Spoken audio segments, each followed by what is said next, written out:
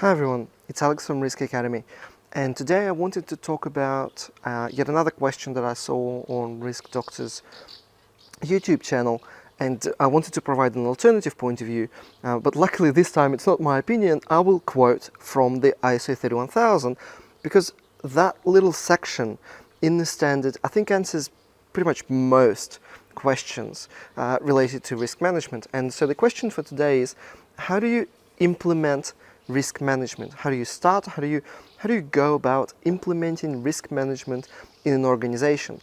And the best response to that was in the 2018 version of ISO 31000, and I will quote it. It is 5 bullet points. And there's small bullet points as well. So I mean, this is very embarrassing. Why 99% of the risk managers are doing something completely different to that. But this is how, according to the authors of the standard and according to the technical committee with representatives from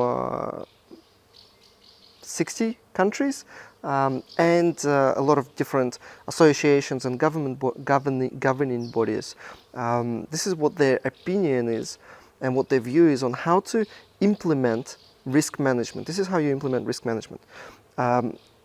Step 1, and again, I love this section because it's amazing. Step 1, make a plan. I mean, that's a given. Like, that's an obvious. I usually just skip that point because it's kind of self-explanatory.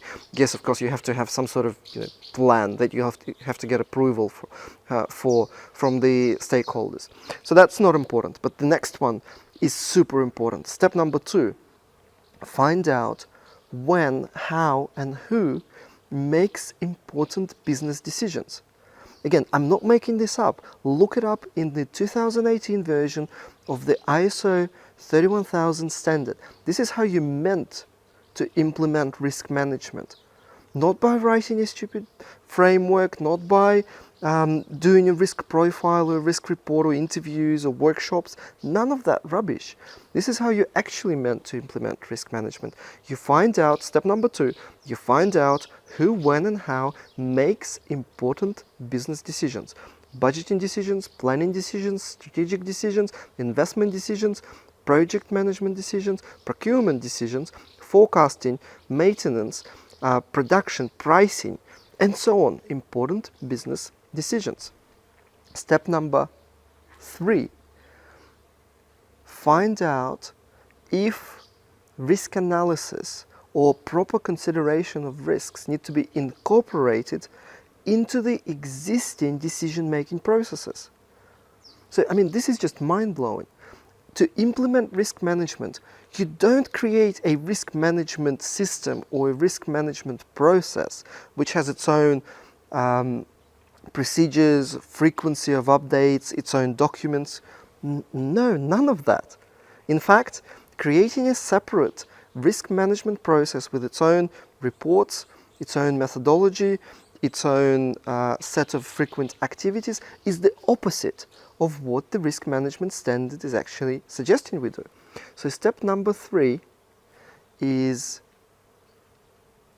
change how those decisions are made to make sure uncertainty is properly accounted for. The risk is properly integrated, risk analysis is properly integrated into that decision-making process. That means rewriting budgeting procedure to make sure proper scenarios and simulations are carried out before the budget is approved. That means rewriting your investment guidelines to say no investment decision can be made without proper risk analysis. This is mind-blowing stuff. I hope you realize just how significant this is. This is contrary to everything we've been doing for years in risk management. Step number 3,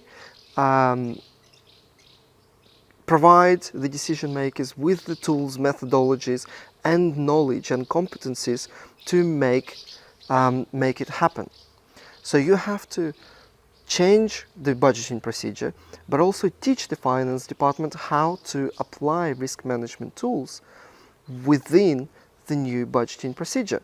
Now, it may well happen that the finance team decides to outsource all the risk analysis and all the simulations to the risk department, well done if that happens. For example, my finance team outsourced all Monte Carlo modeling to us, even though we taught them and we've given them licenses to be able to use the software and model risks themselves.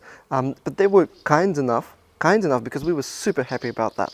They were kind enough to give us the responsibility for running all those simulations ourselves. And the final step is monitor and quality control.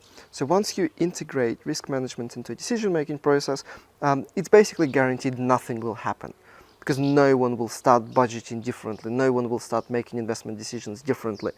Because risk management creates a lot of transparency, and transparency scares people.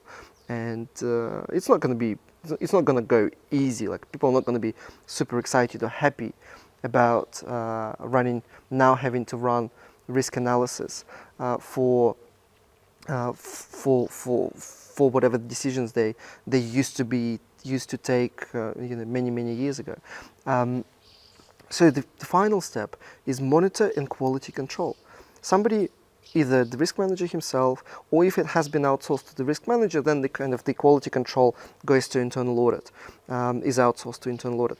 So there has to be some sort of quality control, because up front, in the beginning, the quality of risk analysis, once it's kind of integrated into decision making, is going to be dismal. Like, it's going to be disgusting how ignorant and how poorly basic risk methodologies are applied by the business units. So these are the steps in the official risk management standard document. I mean, there's really absolutely no excuse for not having to use them, and choosing to continue doing your quarterly risk reviews and generating risk profiles and risk reports, which is just nonsense. It's all risk management one, none of it actually helps the decision makers. So well done if you've started on integrating risk management into decision making as per the ISO 31000. If you haven't, make sure you read the standard. It has a lot of wonderful ideas. It's 12 pages, but it has a lot of very well thought out messages hidden in between the lines and in the text. So I highly recommend reading the document. It's a great piece of work. It could have been much better, but it's a huge improvement on anything we've ever had in risk management standardization space. If you're interested in more videos like that, do subscribe to the Risk Academy channel on YouTube.